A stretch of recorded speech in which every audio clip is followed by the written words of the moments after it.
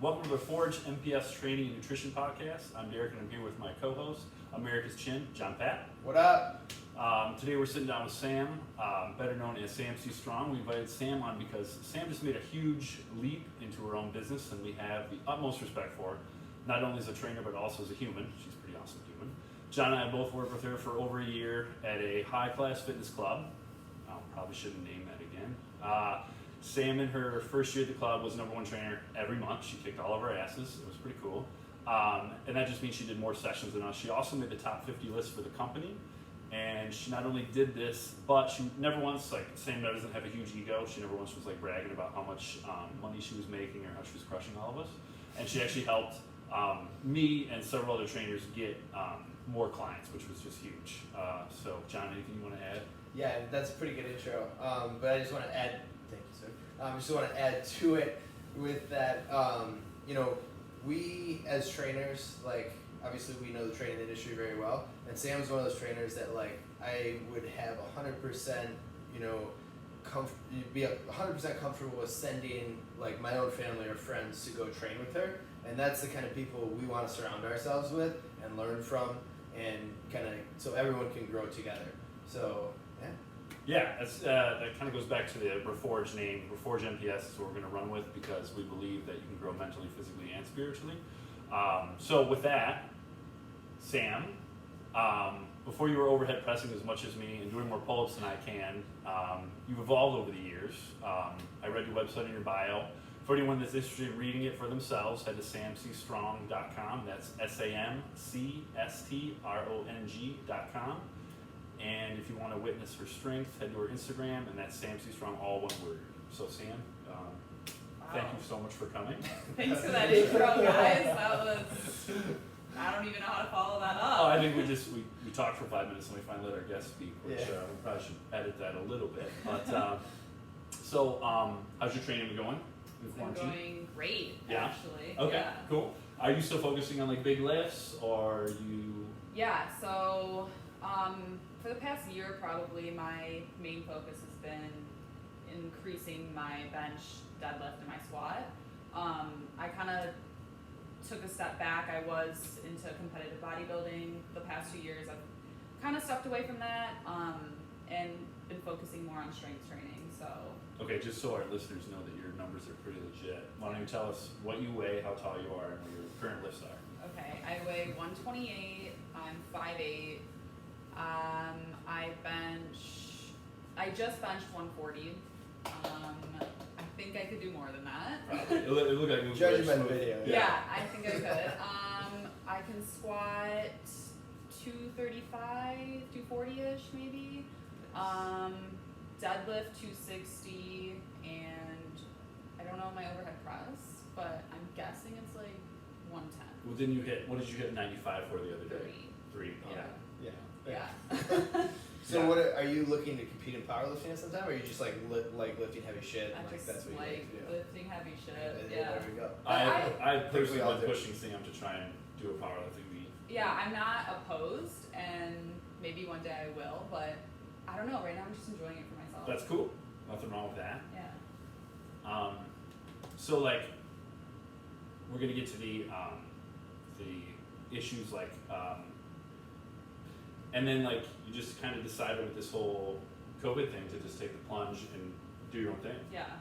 So, #1 in the club, like, and then diving in, like, can you walk us through like what made you go down that route? Because that's pretty exciting stuff. Yeah, so I guess I have always kind of known I was gonna go do my own thing, and I know maybe some people are gonna take this the wrong way, but I really see COVID as the biggest blessing that's ever happened to me. It's kind of made me realize that I can do what I want to do on my own, and I feel like, and I have all the respect for the company that I worked for, but I feel like these big companies make you feel like you're attached to them and you need them, and they maybe do it on purpose, maybe you don't. I don't know, but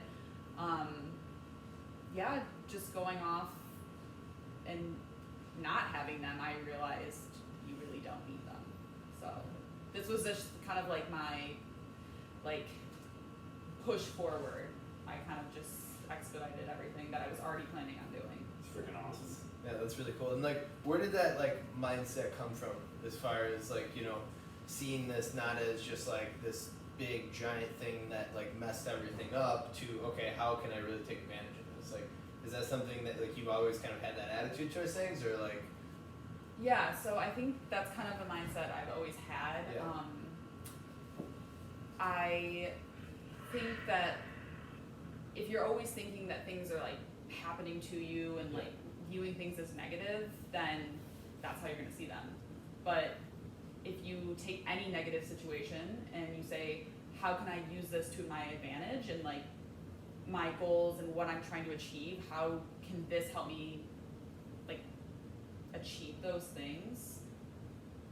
It's just like a total like 180 in your mindset. And yeah, I guess I've just kind of always been that way. Yeah. Okay, yeah. So I want to get to Yeah. that mindset that you have, because like obviously, you guys can go to her website and read the whole thing. Her bio's pretty cool. She really kind of opens up to stuff she's been through. Mm-hmm. So like, can you take us through like some of that stuff? Sure. Like, we can start with 4th grade, or Yeah, I mean, where do you want me to start? I don't mind. well, like, what was your when you were coming up? Like, what was your? Were you always a fairly confident no, person? 0%. Okay.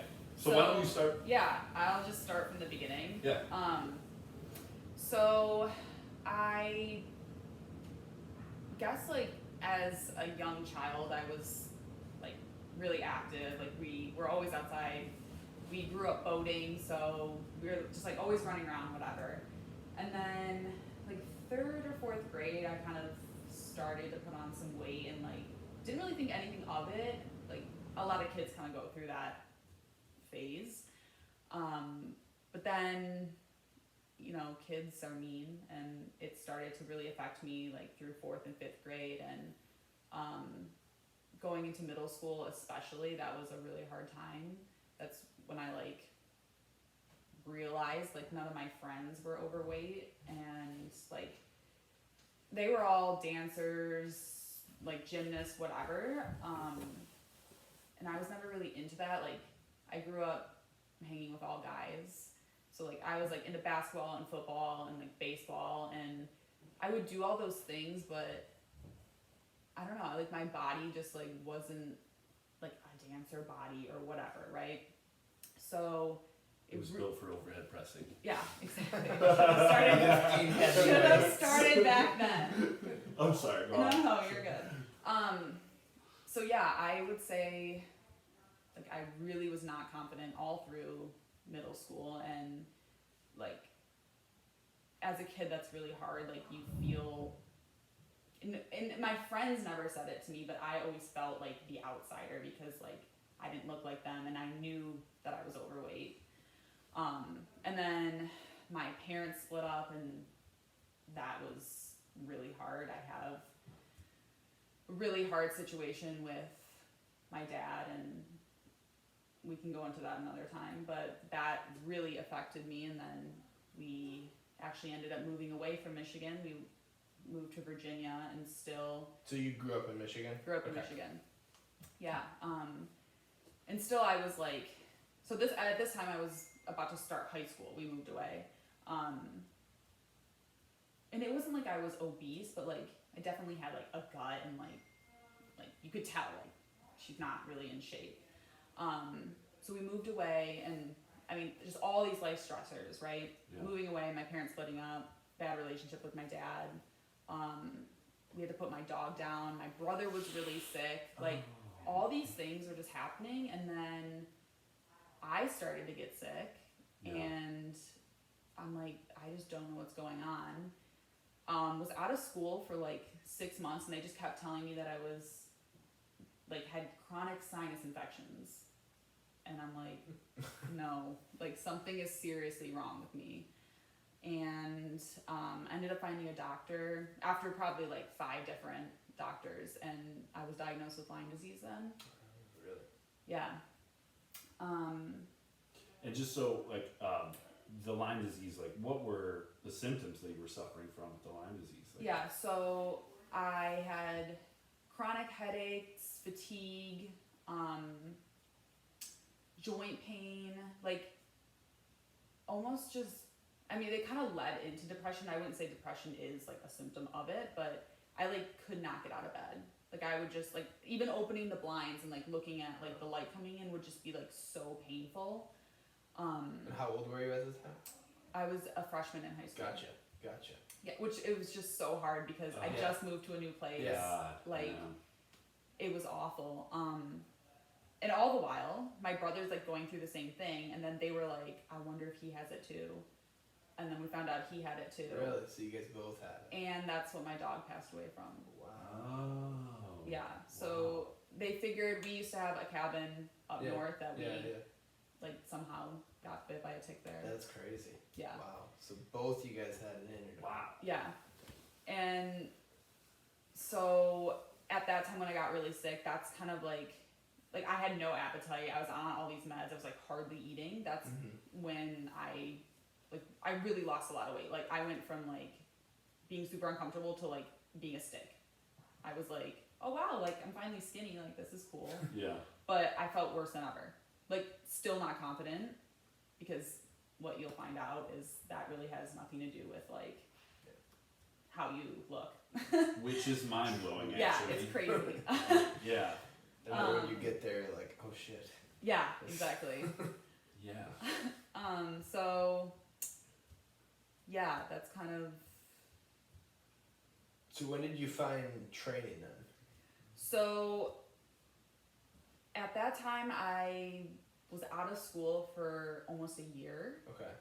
And I just got desperate. Like when you're almost unable to get out of bed for that long, your mind just goes places. Oh, sure. Yeah.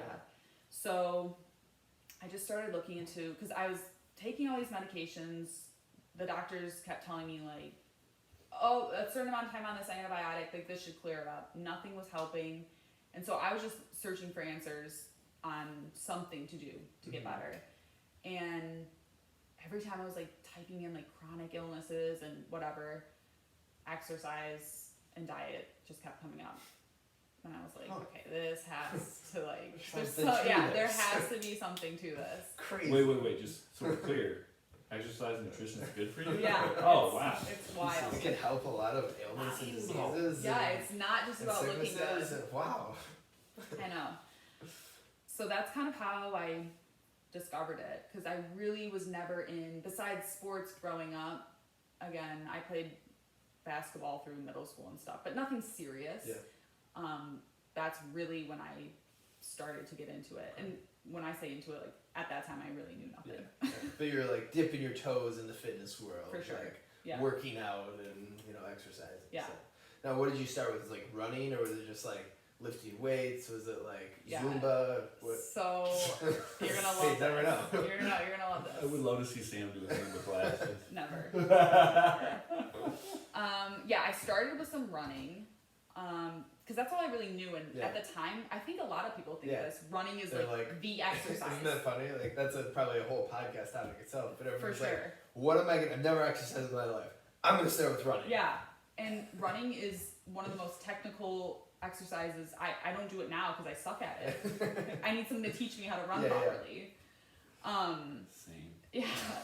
Yeah, that's the reason. To move laterally as well. So running, and then I had a P90X DVD. P90X. And I would do P90X abs. Is that the ab so video. important. Like 5 days a week. Yes, that was no huge. joke. Yeah. That was huge. And back actually never a certified trainer. Did you guys know that? Tony Horton's like really? certified And trainer. probably the most successful Yeah, financially out of he's any still trainer doing ever. it. Tons of confidence. Looks great. I don't know I how know. old he is. He's like 70 now. No, I'm kidding. He's like 50 something, but he looks fantastic still. Yeah, so running and P90X abs. Yes. That's what I started with. There we go. That's Getting awesome. So when did you make the transition from running the P90X to like lifting weights and like that kind of training? So my mom actually had a trainer when we moved at just like a sport club close to our house, and so I asked her if I could get a gym membership, and again I just started on the treadmill because that's what I thought you did. Yeah. But then I started watching her, and yeah, I kind of just decided one day, like, That I you should should try try it. this. Yeah. Little segue. Yeah. Anyways, shout out to Sam's mom. She's like a super hard worker. Like, Dude, she's a badass. she's incredible. She's fucking And I'm pretty sure amazing. she probably overhead presses more than I do as well. She's pretty awesome. So, like, she kind of, it sounds like your mom was kind of leading by example. For sure. She wasn't like, hey, you're chubby or hey, you're too skinny. She was like, oh, I go to the gym, you know? And you were like, yo, can I get in on some of this Yeah. fitness? And she never really pushed me because I think she, like, just felt really horrible about everything that was going on. So she never pushed me to do those things. It's like she was leading by example without even knowing it. Yeah. Which is like, She's doing the her whole thing, life. Yeah. and then turns out She's amazing pretty without good role knowing model. it. Yeah, Yeah. I gotcha. That's cool. Yeah. So then, where? Okay, so that's high school Mhm. age, right? So then, Yeah. How did you get like to training, all that kind of stuff? Like, what was next? Yeah, so I kind of just, like with anything, right, was learning more, Yeah. started doing more. I ended up, sorry. You're fine. I just want to make sure I get you. I ended up moving back to Michigan my senior year of high school just because all my friends were here and I had hardly met anyone because I was out of school that whole time. Mhm. So I made the decision. I left my family in Virginia. I went and lived with my aunt for my last year, and that's when I got a membership at Lifetime. Am I allowed to say that? Probably. Okay, Why not? cool. And I feel like that's when I like bodybuilding.com is like huge Yeah. then. So I really got into God. that. Yeah. I was like, Thousands of free programs. hell yeah. I followed those. How to get a massive chest. I think that was the first one I looked at. Yes, it is like Or if dumbbell bench press, Yeah. incline bench press, chest fly. Yeah. you should do 22 sets of chest 3 times a week. Yeah, it was, But at the time, like, it really like got me into it. oh yeah, for sure. No, Yeah. that was I think actually a lot of people like kind of our generation that are like trainers now. Like Mhm. that's kind of where they started. Right. Like I mean, I did countless programs that Mhm. I printed them all out. Like Yeah. and, like had little sheets that I would write out and like looking. I still have some of them because like I keep all my old programs and Same. stuff. And like I look back at them like, oh my god. Like, Yeah. I it's like terrible. tried to, so that's like the first time I learned like how to count macros Yeah. too. And there was one Yeah. point I was eating like over 200 grams of protein. I'm like, where did I get this from? And why was I doing that? This is for a 6'7" male that weighs 250 pounds. Well, I want to be jacked just like that, dude. Yeah. Yeah, you guys at bodybuilding.com, I had all the old strength magazines, like Mhm. Flex and stuff like that. Yeah. So, and back then, I definitely didn't think anybody did steroids. I didn't even know what Yeah. they were. Yeah. all natty. And so I'm looking at like Lee Priest was one of them. I didn't know he was 5'2" and he weighed like 300 pounds in his off season. Obviously makes a little bit of difference for him to be able to squat a little better than me. But like you just ground yourself in pace pretty much and you're sore for like 3 weeks. Yeah. Yeah. Yeah. Yeah. Good times. Okay, so walk us past that. So after, like you started bodybuilding.com programs, like then what was like the next evolution? Yeah, so after high school, I went away to Western, go Broncos, and shameless plug there. Nice. Row the boat. Yeah. That's what they say, right? You get a discount on tuition. Do they still if say you- that? They took that away. What was it? What did because they say? row the boat Because because PJ PJ, Fleck yeah, left. he left. So that's his yeah, thing. Exactly. So that makes sense. I Okay. have no idea. That's No kinda- idea. Like, I That's feel fine. bad. He's good with down. He's Yeah. one of the best coaches Yeah, I think he's of all time. yeah. Really? That good. He's that Wow. good. I mean, we'll see. I'll definitely Google it later. Sorry. No, you're good. So what'd you study in school? So I started as a pre-med student, and I actually left Western my sophomore year, went to Baylor because they have a good, in Texas. Oh, nice. Baylor Bears. Yes. They have a good pre-med program, so I went there. And at the time, I was actually starting to train for my first bikini show. Oh, okay. So that's kind of when I got into that. I just kind of wanted something to challenge me and work towards because I've always been someone that's like a very driven person. I like a challenge, so that just seemed interesting to me. And then I had a early life crisis, and I was like, I don't want to be a surgeon anymore at all. So I left Baylor, went back to Western, and started studying exercise science then. So that was like the big pivoting point for me. Big life crises, those are really good for me. I have like pandemics, midlife, or early life crises. Yeah, it's really good. So yeah, that's after moving back, that's really when I got into bodybuilding and training hard and now studying what I was doing. So cool. Yeah. How did you do your first show? As far as like, how did I do? How did you do? Oh, I placed third my first show. Nice. There, you were bikini category too, right? Yes, So bikini. large class. Yeah. I don't remember how many, but 176 probably. Yeah. Those bikini classes are massive. Yeah. So. But yeah, I think just the whole reason I realized I wanted to go into like the training world is because I truly believe that health and fitness saved me. Like I would not be even close to the person I am today if all that didn't happen for me and change me as a person. So That's awesome. yeah. So I want to get into your, because you're a very like super regimented person, Mhm. and I use that like with all respect, Yeah. because I'm not. So like if you follow Sam on Instagram, you'll see like I think it's Monday through Saturday. She's still getting up at 4 a.m. somewhere around there, right? So Yeah, 4 4 a.m. a.m. She hits a Celsius. Usually, I'm trying to cut back a little. Like I really I am. think at 4 a.m. like you get a pass, like You get you whatever can you have want. Yeah. like 250 milligrams or whatever caffeine it is. Like I think you're good. Yeah, but I don't think there's even that. How much is there? Yeah, there's like Yeah, they're pretty 200. strong. Yeah. Ooh, really? I Yeah. didn't know the Celsius. They hit. Yeah. They hit. They hit. Whoa, They hit ya. Celsius, if you want to sponsor me. You want it? Yeah. So like, were you always regimented, or is this something that kind of developed as you grew? I've always been very type A. Okay. Always. Like through school and really everything I do. So it's kind of benefited me quite a bit in fitness and nutrition because Yeah. that's the whole struggle. Consistency, have Yeah. a plan. Yeah. Yeah. Okay, that's Sticking to the plan. Yeah. Yeah. That's sticking. I have trouble resting from the plan, which is Gotcha. like, so I you need to tend get to better. do too much. Yeah. Then gotcha. yeah, It's interesting. yeah. So,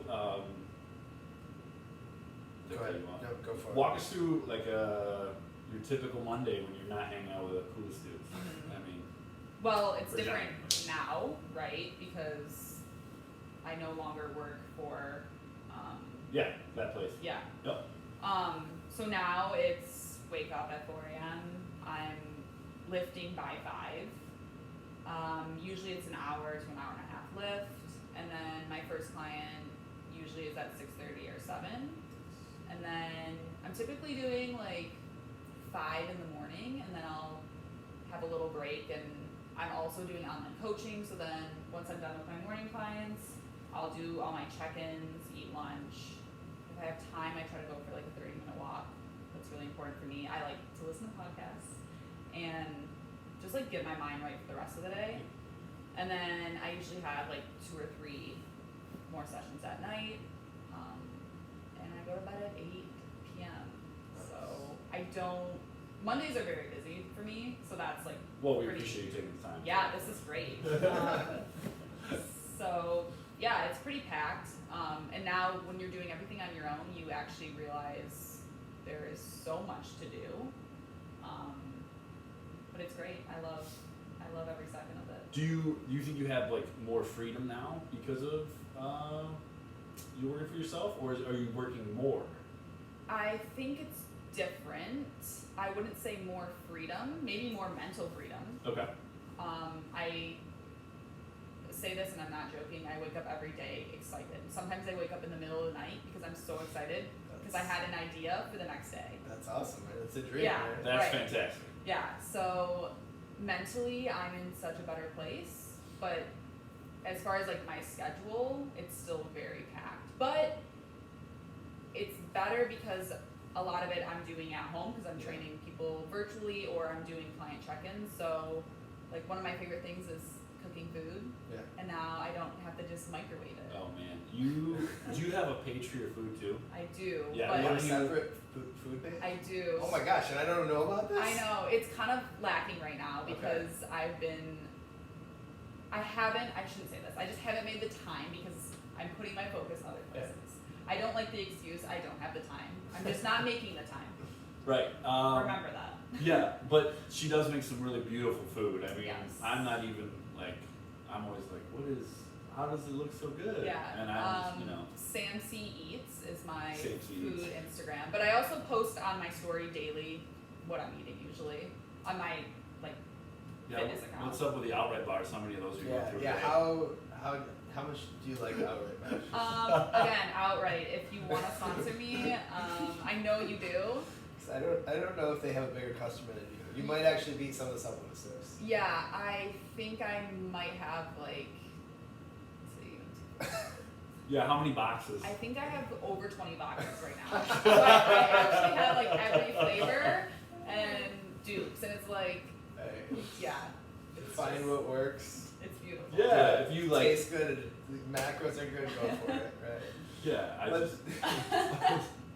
Let's take a walk back there just for a second. So I kind of want to get your thoughts on something as far as the current events with the pandemic going on and how things are changing in our industry. Yeah. You said that you're really enjoying training people virtually and training people online. What are your thoughts as far as is that gonna go away? Is it gonna be bigger than ever? Where are your thoughts there? Yeah, I think the whole fitness space is about to change. Yeah. I mean, it already has, right? Yeah. We're in Michigan. Gyms aren't open Yeah. legally. Yeah. Legally. Yeah. But I think what people are realizing is you don't need a big gym Yeah. to achieve your goals. I think people are realizing, especially through virtual training, you can even have a trainer over your computer. You don't need someone, which I still think in person is Yeah. amazing, and I will always prefer that. But I've had major success with my clients over Zoom or FaceTime even. So I think this is opening an opportunity for so many things. Even if you are someone that just wants to do classes, Mhm. right, and lead that, people are joining those, and it's a sense of community, bringing people together in that aspect too. So Yeah. I think it's gonna be great, and I think it's gonna open up a lot of doors for a lot of people. John, what do you think about that? Yeah, I think I kind of I think that a lot of the old school big box gyms they were already on the way out. We've seen a couple companies without naming names already file bankruptcy during this pandemic, but this was the nail in the coffin. It was going to happen at some point, and they'll stick around. They'll just restructure, close some places, but they'll stick around. But I think that giant, huge, footprint of a gym, isn't really needed. And you're saying, people are realizing they can do things on their own, and they may still have a gym membership if they can afford it to go a couple times a week, but they can do their other stuff at home. They can do other stuff if they want to train, or they can work with someone virtually, or if they just need programming, nutrition, whatever it is. So I think it's definitely going to shift things that way, and I think a lot of gyms too are going to shift to kind of a hybrid deal where they're trainers have been doing it for a while and started to go that way of they're training people online and in person. I think gyms are going to start going that way too. So it's either the big ones are going to adapt or they're going to die, right? Totally. And I think it opens the space up more for a smaller privately owned gyms that are more kind of not exclusive, but I don't know the word, but just more, I guess, one-on-one focus, adapt to your situation. If you want to work out at home, if you want to work out at the gym, if you're traveling, we can still work out virtually. So I don't know. What are your thoughts? I shouldn't say I always like it when things go wrong like this, but I do think for the fitness space, I think it's going to clear house for people that just are not in it for the right reasons, which is as somebody that wants to be more transparent and, you know, whatever, I think that this will help peel back some of those superficial layers in the fitness industry that are very prevalent, you know, like the app culture that we have right now and stuff like that. So I want to see people that really want to hang in the game, like put their money where their mouth is. So if the gyms do make it, I think it's because they do have to tailor the approach, and they do have to do better customer service. They have to have better programming. They have to just offer more. And I think that this is a great opportunity, like Sam was saying, for people that really want to, you know, do it. Yeah. Because you got to do it now. Right. You can't just like show up and like expect to get clients anymore. Yeah. You have to fucking do it. You know, you got to do it. So. Yeah, if you're a trainer right now in the pandemic, you better love your job because you're gonna be miserable if you don't. Yeah, and I think like that was always the case, but now even more so. Right. Like with everything going on, like in the uncertainty and just the unknowns, no one knows what's gonna happen out of this. So I think the passion has to be there. The passion has to be there. But on the note on the passion, I really do want to see more people get into the field because obesity it's a fucking epidemic. I think the U.S. is like 42.4%. Almost half the country is obese, and that's not even counting overweight. Yeah. Right. And as we've kind of seen with what's going on, like all of these things that go along with obesity, high blood pressure, you know, hypertension, all these other things, like, you know, diabetes, you know, they put you at risk for things like this to take you out. You know, and this is an obviously extreme example, but it just really goes to show how many people really are unhealthy. You know. Yeah, it was a big exposure for the health. Yeah. You know, health in the U.S., which is, man, we're in trouble. You know, so if you really want to be a trainer, now's the time to jump in, educate yourself, you know, and kind of wade into the field. Obviously, I didn't know shit when I first started training. I thought I knew a ton. Sam, when you okay, I'm sorry, we get back on Sam. No, this is great. Yeah. So like when you first got into training, you had the degree, exercise science. Yeah. How much did that prepare you to train people in person?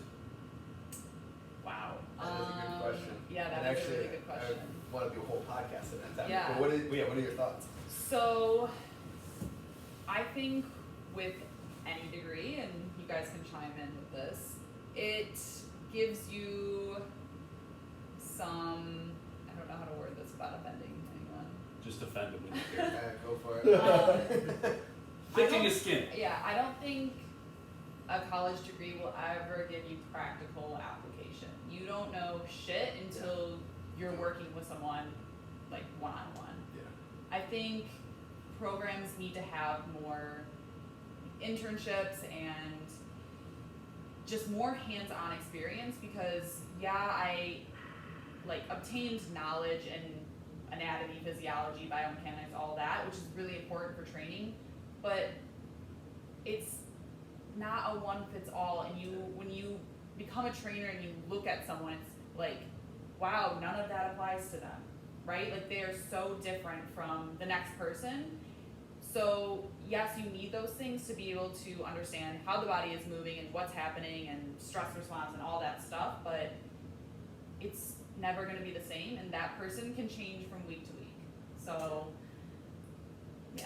I agree with that, and I almost think I like what you said about how there needs to be like more internships, like hands-on things. Like I actually think they're like exercise science is great because it gives you that background of like the physiology, the anatomy, the biomechanics, the hard sciences, but it doesn't have that hands-on. And like some degrees require internships, but it's like I think you should have like every year you're in school, you should have some sort of internship.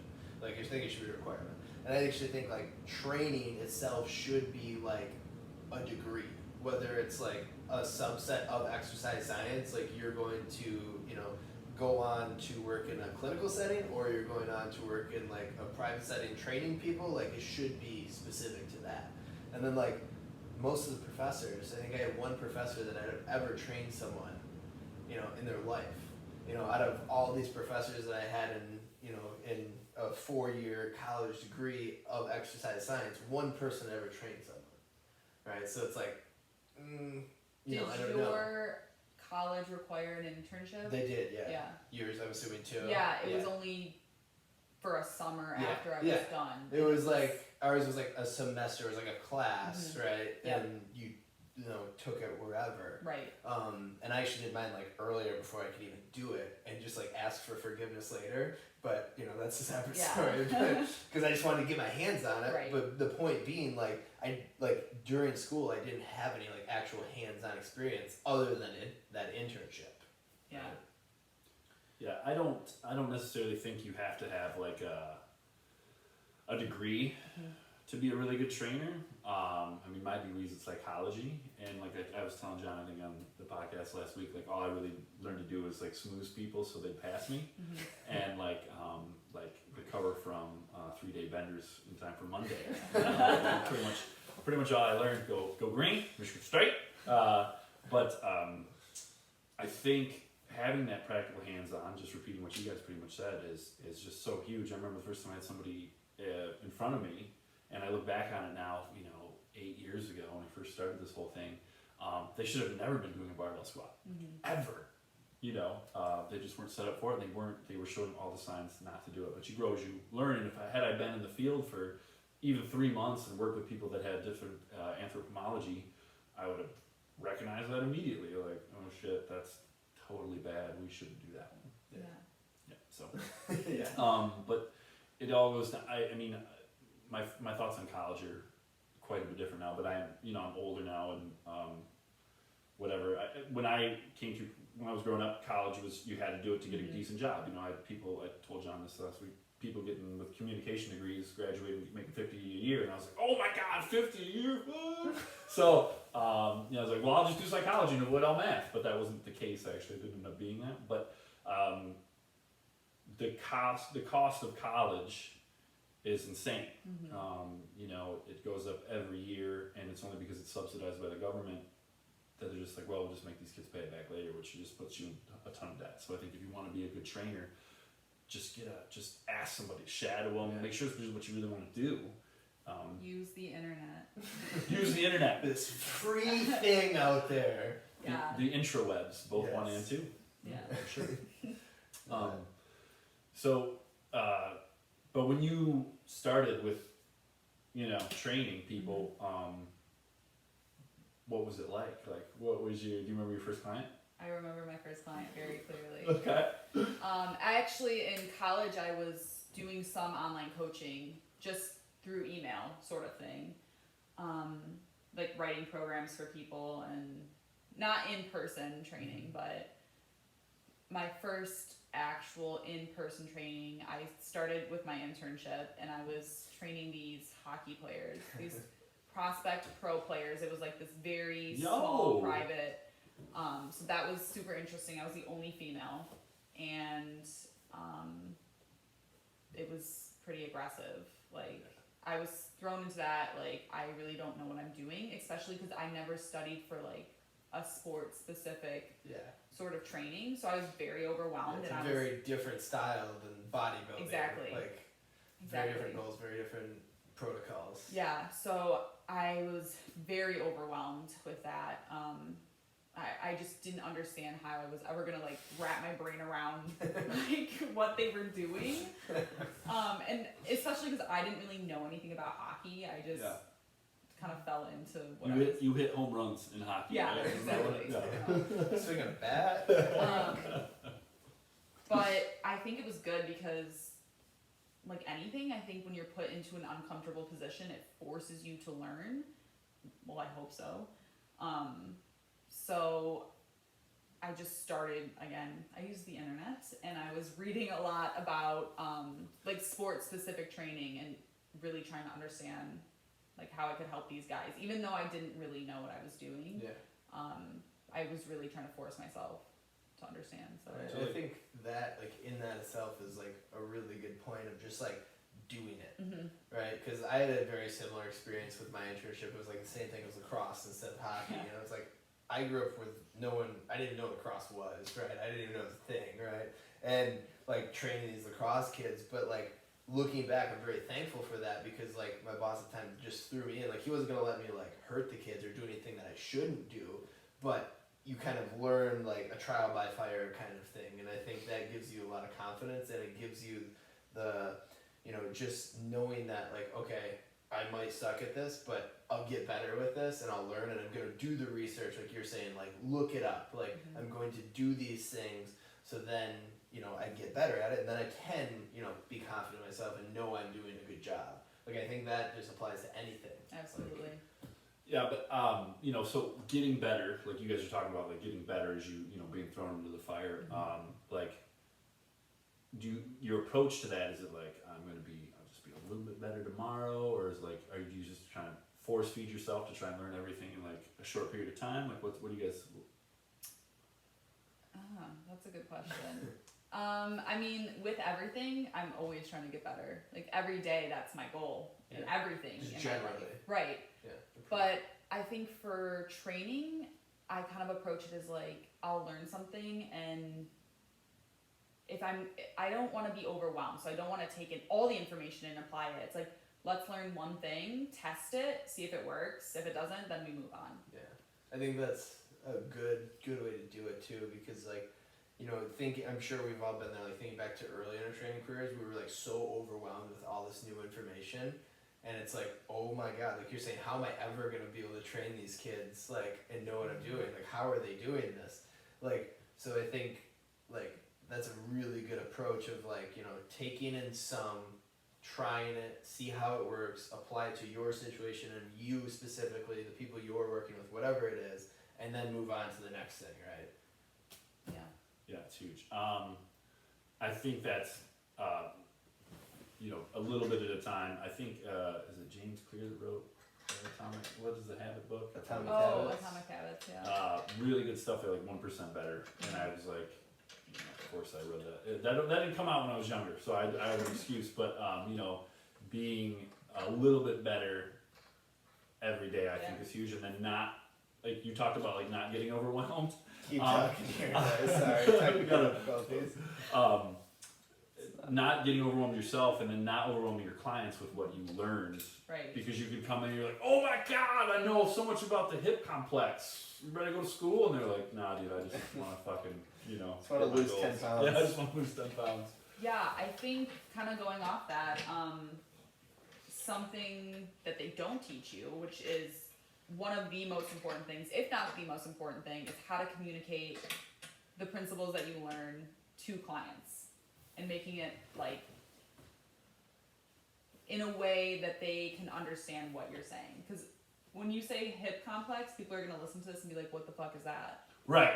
Right. Yeah. So it's how do you take these concepts, because some of them are very complex, like physiology in the body. People don't really care. They just want to know, how am I going to lose the weight? Yeah. Right? But we have to know these things and be able to make it understandable for them. I think that's the difference too between like a really great trainer and just a trainer who knows a lot of stuff. Because we all probably can think of like at least 5 different people throughout our, you know, backgrounds, careers that were like, wow, this is actually a really smart person.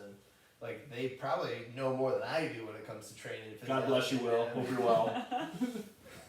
Come on, why do you gotta name drop? No, he'll get a kick out of it. And like they are like one of the most intelligent, you know, trainers I know, but it doesn't always translate, right? Yeah. So it's like having that, and like kind of what we talked about last podcast, the communication skills to translate that just to the average Joe who's like, I just want to lose 10 pounds and feel better and not have my knee hurt. Right. Like. Yeah, and I can get caught up in that too, where I want to flex my muscle in my mind, I guess, sometimes for my clients, and they're just like, really, dude, I don't care. Yeah. Like I'm thinking about like what I got to do after the session, like pick my kids up. Yeah. Like. Yeah. So yeah, I think there's a balance between education and like kind of just leading them, like telling them what to do. I think you have to find like where that line is, and like you were saying, that is the difference between a great trainer and just someone that trains people. Yeah. you have to meet them where they're at Right. currently. And so sometimes some clients will ask you, well, why am I doing this? This doesn't have anything to do with what my goal is. And well, you want to get bigger shoulders, but you can't overhead press, so we got to do this to get you to the overhead press, or whatever. And that was a really hard thing for me to do when I first started training, was to meet people where they were at. I just wanted them to know, you should be tracking your food. Right. Yeah. And You should be doing this exactly. Yeah, like, and that was another thing, was unsolicited advice. You're hammering them with what they should or shouldn't be doing. At least that's what I did when I first started. I'm like, you drink enough water? How much water do you drink? Yeah. You should be peeing every 5 minutes. You haven't peed once this session, whatever. And 5 minutes. I'm older, okay? I pee a lot. But yeah, just kind of meet the clients where they're at. And so constant refinement, right, as a trainer. For sure. I Always think fun. you always need to be learning. What are you learning right now? Yeah, Like, what are you learning right now? What's the most recent or like something cool? Well, I'm actually learning a lot about like owning a business, business, and marketing. and like everything you need to do that. Yeah. So not so much on the training side, which Yeah.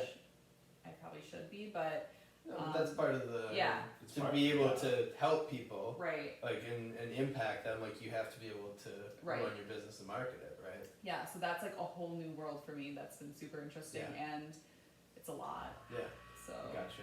Now, are you just doing that on your own, or do you got like a mentor for that space? I've mostly been doing a lot of research on my own, but the cool thing about being a trainer is you have awesome clients and you meet really, really interesting people. So I've gotten the most useful advice from my clients, actually. Sweet. That's like actually one of my favorite things about being a trainer. It's like all the different people you meet. Like 1 hour you'll be like talking to a surgeon, the next you'll be talking to some like finance person, and then like a stay-at-home mom or something. Like Yeah. So this giant, vast, network of people and experiences and successes and failures. That's pretty cool. It's awesome. Yeah, and if you can learn from other people's mistakes too, right? You see what other trainers do wrong, and you hear what some of your clients have done wrong, and trying to learn from their failures is like a huge thing. And out of all the certifications that I've got, not many of them I would say are that great. It's all the failures and mistakes that I've made that I can help, get my clients. They just jump over the gap. They don't have to, fall in the pit and find their way out or anything like that. But I'm a slow learner. You guys are like, the reason I want to do this podcast with John is because he's super well put together. He's, he's where I would want to be, or you. That's why we, first guest, obviously Sam, we want to have you on. But I look up to you guys because of you kind of see all that stuff ahead. Like you learn from your mistakes the first time. You pick up from other people's mistakes. You can listen really well. Like all that stuff that I'm still learning to do at 38. Yeah, and I think if you're not making mistakes and you're not failing, you're probably not putting yourself in situations for success. Yeah. You're not being challenged. So If you're just always comfortable. right, Right. And that, it goes for anything. right. Little dead air. That's okay. We're gonna have those once in a while. So we know are you doing a like mentorship right now with anybody specific? I am. You want me to talk about Can it? you talk about it? Actually, Yeah, please, we 'cause, really like, want to talk about selfishly, it. Like I was gonna ask you about this anyways. Yeah. Yes. So, do you wanna ask the question again? Do you wanna like? What's that? Do you wanna like start that fresh? Was that like you leading in, or do you wanna like? just Just go for Yeah. it. Well, Just so redo we saw. I saw you were on a video chat with Yeah. Ed Milet and Andy Frisella. Priscilla. Yeah. Frisella, yep. Oh God, he's really intense. I hope he doesn't beat me for saying his name wrong. But like, how did you hear about it? Like, how did you get into it? What are they like? Yeah. Just give us the dirty. So I've been following Ed and Andy for probably like 4+ years. They both have podcasts. They both have books. Well, Andy just came out with a book, 75 Hard. You guys should read it. I'll give it to you. What's an actual book? It's an actual book. Yep. Oh, okay. I'll let you read it. Yep, there's a program. And yeah, so I've been following them. I really respect and connect to almost everything they say. Yeah, yeah. There's not many people that I can listen to their podcast, and every time I'm like, Oh, that makes you sense. are So, like in my head. Like that's exactly what I'm thinking. So I heard about this syndicate that they had right when they started talking about it. Yeah. But when they were talking about it, it was kind of like, oh, like people that are making like 7 figures. Yeah. And right, it's like a very exclusive group. And the first day I heard about it, I was like, I know I'm gonna be in it. I'm just not like there yet. Like, I am a millionaire, just not yet. You know, so it will be in this program one day. And then a few months ago, they were talking about opening up spots again, and it's been going on for I think 2 years now. And it was the last day to sign up, and I was on a walk, and I just had this like weird, overwhelming feeling. I literally like walked super fast home, and I filled out the application because I was just like, fuck it, like what do I have to lose? Like there's nothing to lose here. And I just like laid it all on the table, and I was like, in my application, I was like, I know I will be in this program, even if it's not this time, like you will see my name in this program. And then I got an email a few days later that I got in. So, That's awesome. Yeah. That's awesome. So has that been pretty cool, like good experience, like you're Really learning cool. a lot? Yeah, so I mean, they like the networks alone in it is like what is so cool, and I've actually found like a little subgroup in there, and it's just for gym owners and personal trainers, like anything fitness related. So now, like I have that little group, and they've helped me out a ton because I'm just like they all kind of have their thing going on. I'm like I'm brand new to this, so that's been really awesome too. That's really cool. Yeah. Right. So like, so what's the structure like on that? Like, did they? I mean, do you talk to those guys like often? So they do every other week Zoom calls that we all listen in on. How many are in your group? Sorry. On the Zoom call. Yeah, like I don't know how many are on a okay, week. all right. But that's every other week, and then I meet with the like subgroup that I'm in every Friday. Oh, so that's we do awesome. a call then. That's And it's really cool just to like keep you accountable. So yeah. every week we're like kind of coming up with like what do you need to work on, and then you come back. It's like, did you do it? Yeah. So, if not why, if right. it's what happened. Yeah. Right. That's awesome. That's cool. So like accountability. For sure. Okay. Accountability of people that are very successful are going to be Same very like-minded people. Yeah. Yeah. Right? Okay. Yeah. Cool. So iron sharpens iron. Absolutely. Woo! So I have a question. It's kind of related to that. I saw it on your story. Maybe it was yesterday or something. But it was like, oh, we gotta ask this. Like, I saw like you had like a little checklist of like your morning or something like that. And you said check in with myself. Yeah. Like, what does that mean? Like, what do you? Yeah. So physically, like Yeah. I do my own check-ins. Like I will take photos of myself, take Okay. measurements. I'm coaching myself right Yeah. now, so I actually So you sit would down. like treat yourself as a client almost like. Exactly like that. Everything that I require of my clients, I Yeah. do for myself. So on Sundays, that's my rest day. So like for pictures, I like natural light coming in. 4 a.m. doesn't allow you to take Not too much natural light light. photos, so Yeah, it has yeah. to be Sunday. So yeah, I treat myself like a client, and I try to look at like what I'm doing, like kind of detach myself from like, okay, like this is what's happening, this is like the data I'm seeing, what do I need to change? So yeah, do that every week. So you have been in a mini cut Yeah, for how long now? it's been You 4 just- months. 4 months, okay. And then talk to us about the sustainability of this, how you set it up, Mhm. your rate of loss, Okay. you know, and then like how often you're weighing in, you know, I just want Yeah. all the intel. Yeah, so as soon as we were shut down, the gym, right around that time was when I started doing a mini cut. And I don't even know if you call it mini, because, 4 months. yeah, 4 months is A kind of little long. bit mini, right? Yeah. And I didn't even really have a planned out time, like I didn't have an end date. So I went into it knowing, and I've done bikini competitions, so I knew like, okay, if I want to, and I don't have a goal weight or anything like that. It was purely off like how I was feeling, is my strength still up, and do I like how I look? Duh. Using those 3 things, right? Yeah, awesome. So I kind of went like, okay, maybe we'll see what happens in like 20 weeks from now. And people are gonna hear that and be like, 20 weeks? But to me, I'm like, I know that's sustainable and I can lose about a pound or less a week in 20 weeks. That's a lot of weight, right? And I wasn't trying to lose 20 pounds.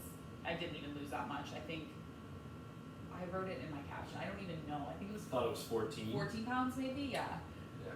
See, I don't even know. Right, but and that's kind of the point that I'm trying to make is, because of your knowledge base and because of your experience with dieting, you were able to go, all right, I'm going to commit to 20 weeks. Yeah. So, do you think people starting off should just commit to 20 weeks? I don't think you can come up with a number. It's different for everyone. I think you need to just commit to what you're doing and see like what is sustainable for you, because it's not the same for everyone. There is no way I could lose 2 pounds a week. I would feel horrible, right? But some people can do that and feel perfectly fine. So it's just very person dependent. And it depends on their weight too. Yeah. Right. I A can male lose, that weighs, I don't know how much Yeah. I weigh. Too heavy right now. The quarantine and Chelsea's cookies have been very kind.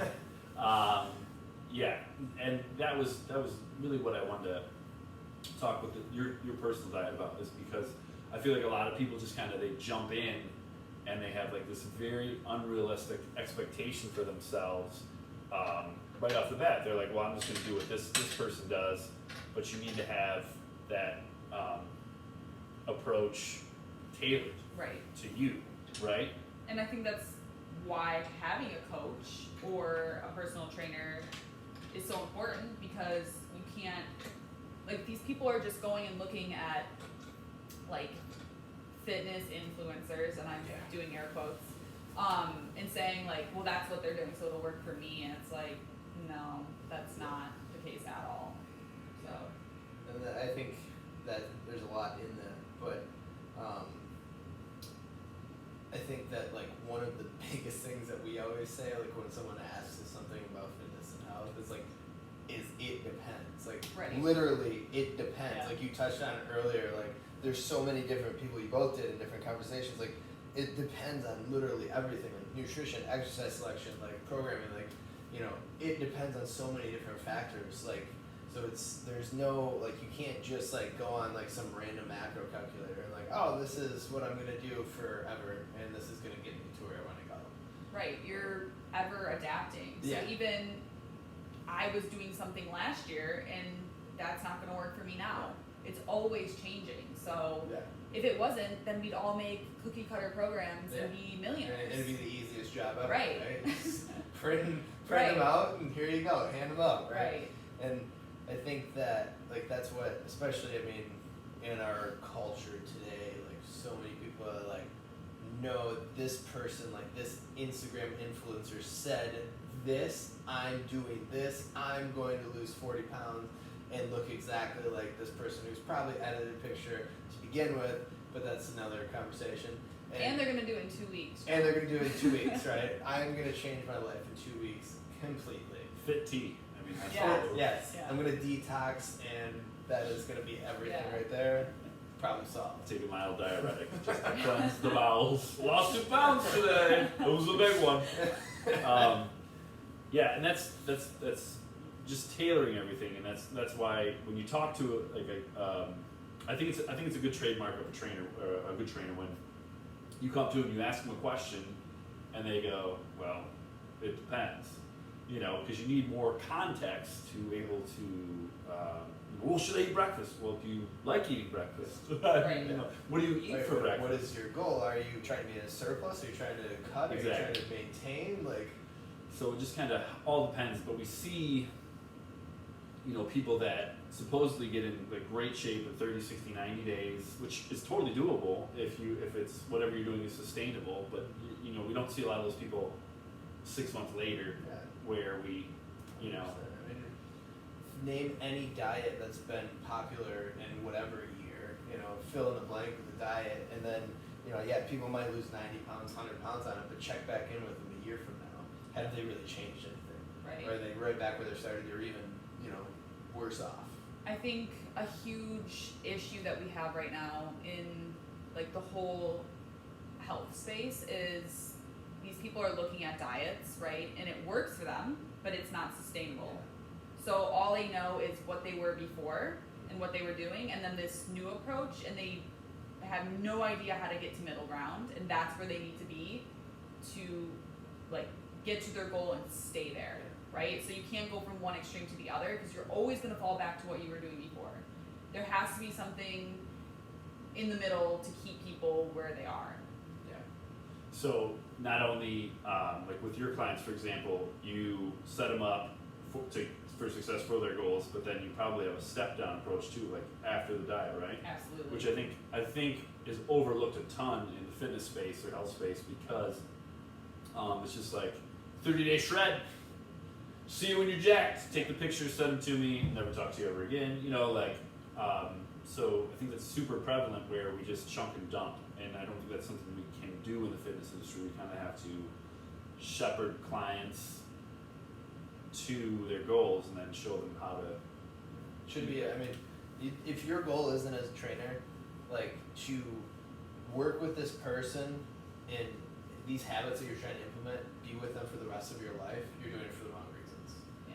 Like, yes, we need to make money, we need to, support our business and be able to provide for our family, whatever it is. But if that isn't your goal, you're doing it for the wrong reason.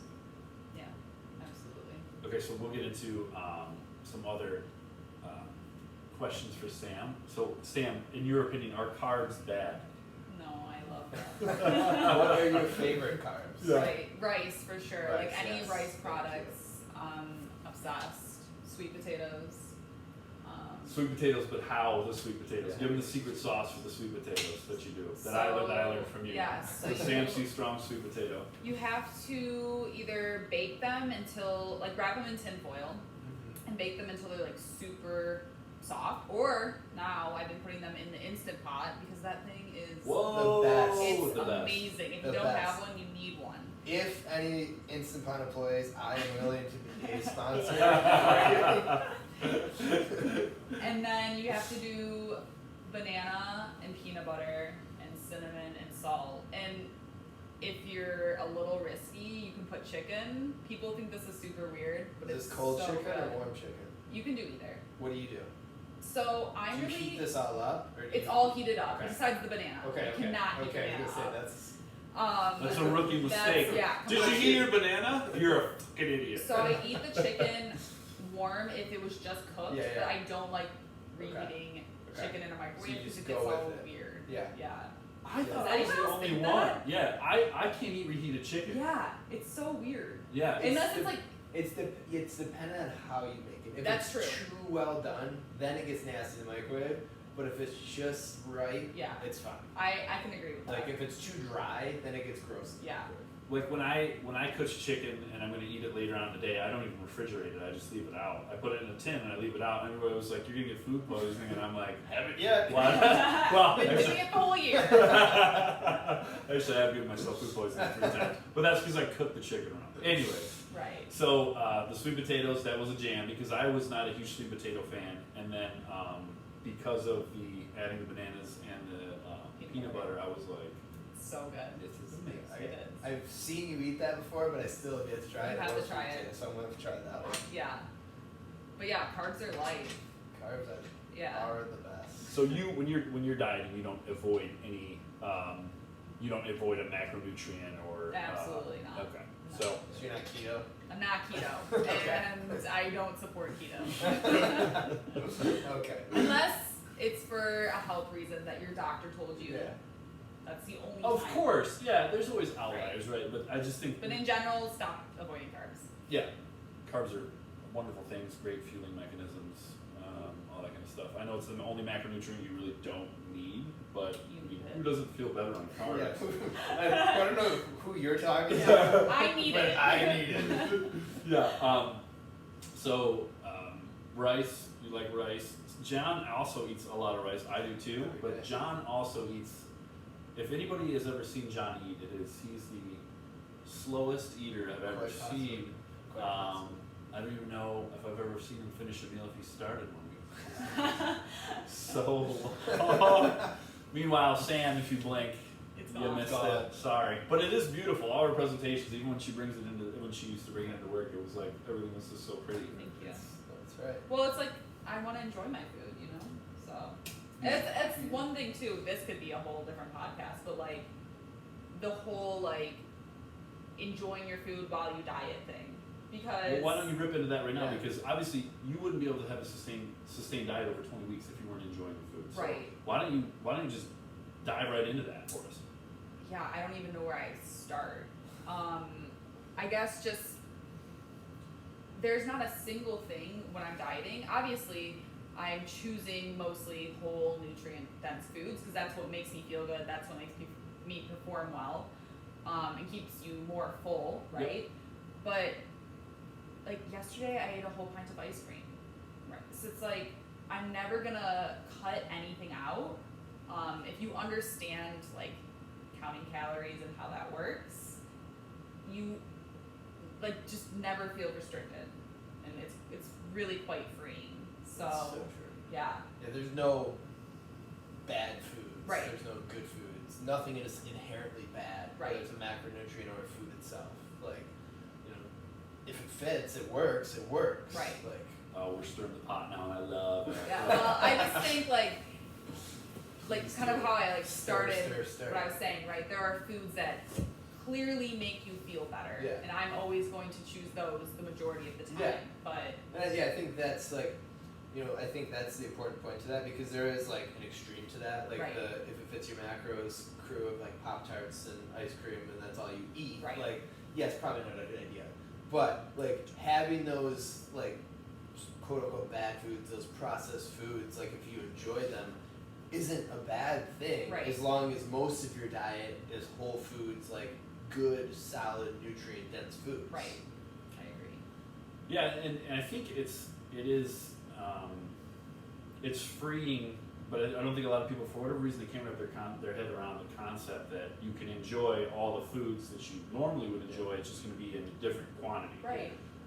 So like, for me, on days that I really want to have pizza and I'm in a cut, I will drink nothing but protein shakes to get my protein in, and then I'll eat a whole pizza. Mm-hmm. And I'm still So let's say that again. He can eat pizza while on a cut. yeah, and my weight will go up And probably. still Yeah. make progress. And my weight will go up the next day. I'll have a slight spike because I'm retaining so much So much freaking water, water you because I said. ate 3 days worth of a sodium. million milligrams of sodium. But then it'll come down, and my belly bloat will go away because whenever you eat that much cheese, it's you're gonna feel it. But I don't do that. That's not something I do daily. Right. At the height when I first started working at the gym, I was probably doing it 3 times a week, but I was also getting up at 3 a.m. and I wasn't getting home until 8 p.m. And I think I was doing like 20,000 steps a day, and then I was working on top of that, and naps in my car naps. And obviously I'm not in fantastic shape right now, but I know what happens when I eat pizza, and so you got to demystify it for yourself. When you eat poorly, more often than you eat well, you're probably not going to look the way you want to look, unless you're like gifted with your genetic code or whatever. So the approach that you can take, and some people, for me, like I did the Dorito challenge. This is like a month ago, where What is the Dorito challenge? so the Dorito challenge for me is like when I bought a bag of Doritos, as soon as I opened it, I would eat the whole thing, which if anybody doesn't know, it's 1,800 calories for a bag of Doritos. I would just go through the whole bag, and I would lick my fingers, and I'd probably turn the bag inside out. Maybe I would turn the bag inside out, maybe. So what I did, because I realized I was having an issue with this around this particular food, because I love Doritos so much, is I was like, all right, this bag's gonna last me 3 days. So it's like 3 1/3 servings every day, and I did it, and then I was like, why? If I don't put it in my house, I'm not gonna eat it. Yeah. So if you have a troubled food, I would first. I mean, again, it depends on the person, but for me, it was like I couldn't have it in the house. I just couldn't have it in the house, and then I had to make a decision to do a 3-day challenge because I needed to do something to prove to myself that I would just throw into the thing. And then what I would do is I would weigh them out, and I like weighing my food.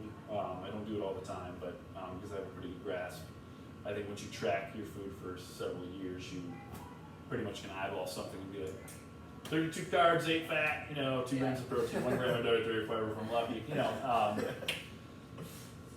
So now I know I can have Doritos in the house, but they have to last 3 days. I can't, so but it was starting with first I couldn't even have them in the house. So, but finding what works for you so that you can adhere to it, and then you can make the lifestyle change so that it carries you through the rest of your life. And then I give myself a fluctuation point because I'm a bigger guy. I'm not huge, but I'm a bigger guy, so I give myself a 5-pound fluctuation point. Like if I'm 5 pounds higher than I want to be, then I'm like, it's time to dial it back a little bit, and get back. I think that's a good strategy and a good point that a lot of people don't realize because like you said, you'll eat a pizza and blow it up 4 or 5 pounds just like that.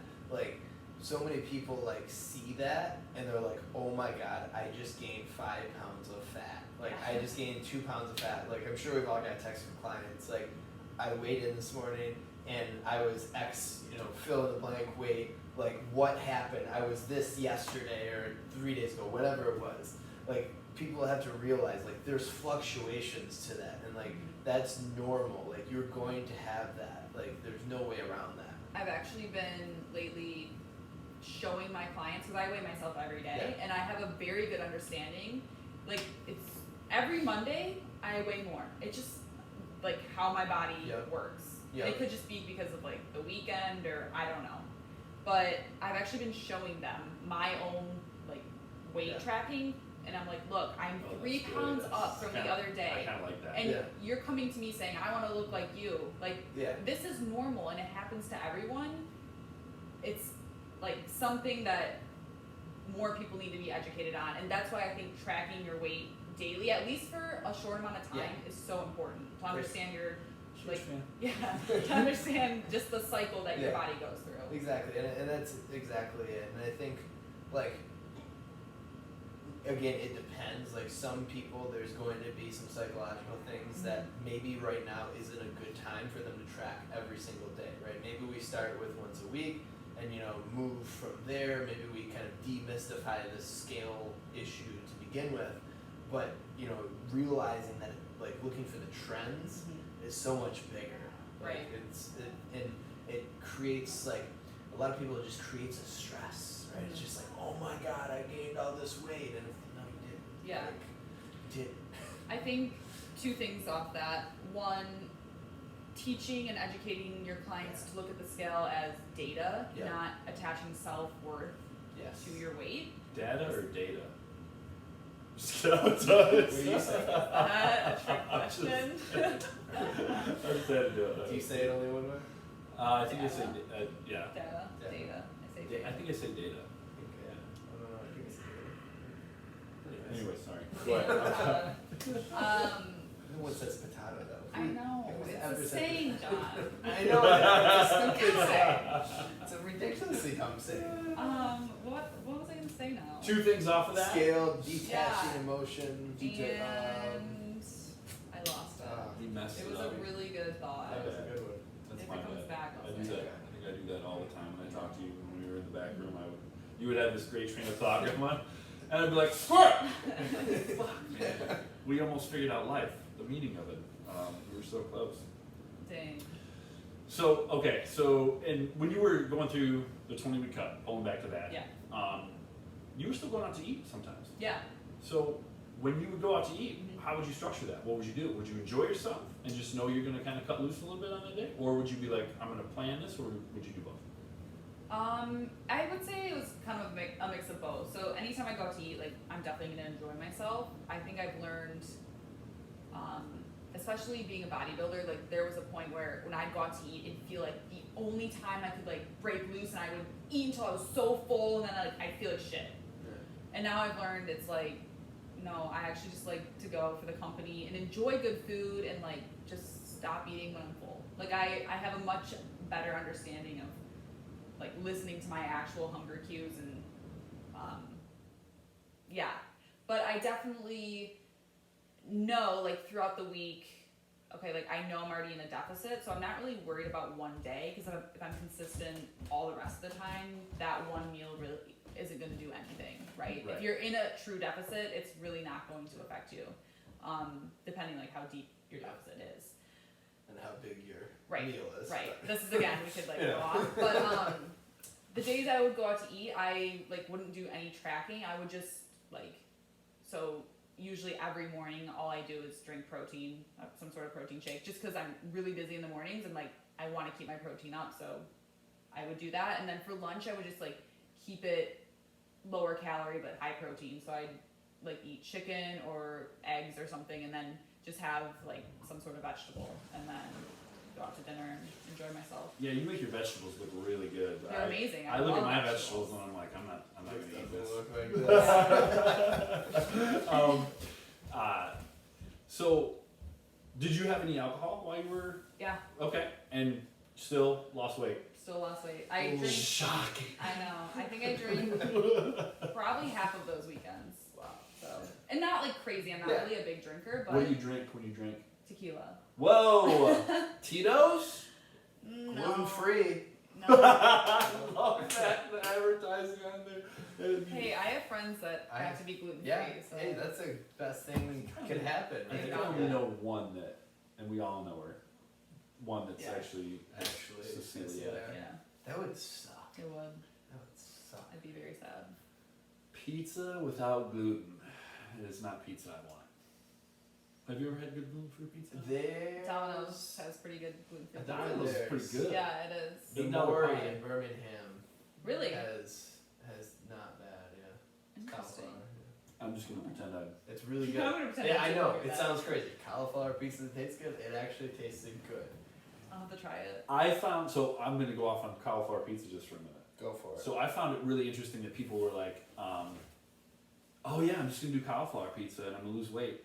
Actually, if you look at pre-made crust, or you make your own crust with pizza, and you look at cauliflower crust you can buy, because the fat content has to be so high in the cauliflower crust to keep it together, It's it's actually higher in calories. Yeah. So I've actually been, not recently, but in the beginning of my little cutting journey, I was making homemade pizza and homemade flatbreads, and dough is actually not that high calorie. It's everything that you put on the it's pizza. all the other things. Yeah, so you could actually make like homemade pizzas for pretty low calorie. Yeah. Yeah, and I think that's like the whole health food thing in general. Like they think like, you know, someone thinks like, oh, I'm gonna go to this health food store, whole food style place, you know, whatever it is, the section in Meijer, the Kroger that has the health foods, and if I get anything from here, like I'm gonna be healthy. Good. Right. But majority of the time, like calorie for calorie, you're probably better off with what you had before. Yeah. Right. And no one, like, not too many people can like see that and realize that. I think learning how to read nutrition labels is a big thing. I've Yeah, been I doing feel that like with a lot of clients people, lately. yeah, and I think that's a great education aspect if they're willing to learn, right? Some people don't want it. Yep. And then for me, some of my clients, alcohol consumption, they are so good. Yes. Sunday through Thursday, and then I see them again on We all Monday, have and those they're like, I'm not losing weight, and you're like, where'd that whole 3 bottles of wine go? Yeah, this I had a client at the place I used to work at, and we calculated how many drinks she had a week, and it was 20. So you multiply that, we'll just say 150 Yeah. calories per. That's. And she But was, I never eat. right, exactly. You don't, but you drink it. Yeah, and she was constantly wondering why she wasn't losing weight. And And it's super easy to drink. Yeah, it's super easy and like good booze. you know, Even bad booze. Fun. and it's something you don't always think of the same as like food. eating a slice of pizza versus like sipping on, you know, whatever mixed drink you have or whatever drink, you know. It's like doesn't equate normally in your head. Yeah. So we'll start wrapping this up. I know you have a busy evening, and then John usually I have nothing going on, so I'm I mean, my bedtime's in 2 hours. right. So. Yeah, so we got. So if somebody wants to get a hold of you, where are they going to reach out? Where can they find you? Always Instagram. Unfortunately, I feel like we're all super Slaves to the IG. yeah.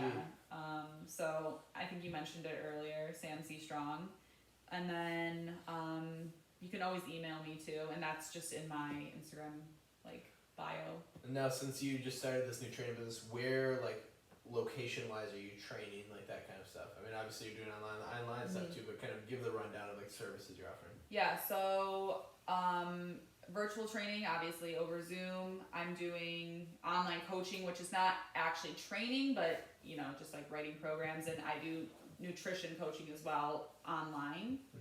And then my good old Jeep has become my gym, so I'm training out of my Jeep, traveling to people's houses, meeting at local parks, tracks, like honestly anywhere people are comfortable meeting, I will meet you there. And then people who have like access to equipment in their home, I'll go there as well. Awesome. Offering it all. Yeah. Sweet. All right. Well, thank you very much for coming on. Thanks for having me. Yes, and we really appreciate it. And do it again. Absolutely. Okay, This is so and then much I think we had like 25 seconds of dead air, so we'll definitely try and do that. And we'll work on that intro too. Yeah, I just kind of read it super fast, probably. Yeah, I don't know, whenever I read something, I go like super quick. It's all good. All right, well, thank you everybody for listening, and we'll be back next week. Take care. See you. Bye. Woo!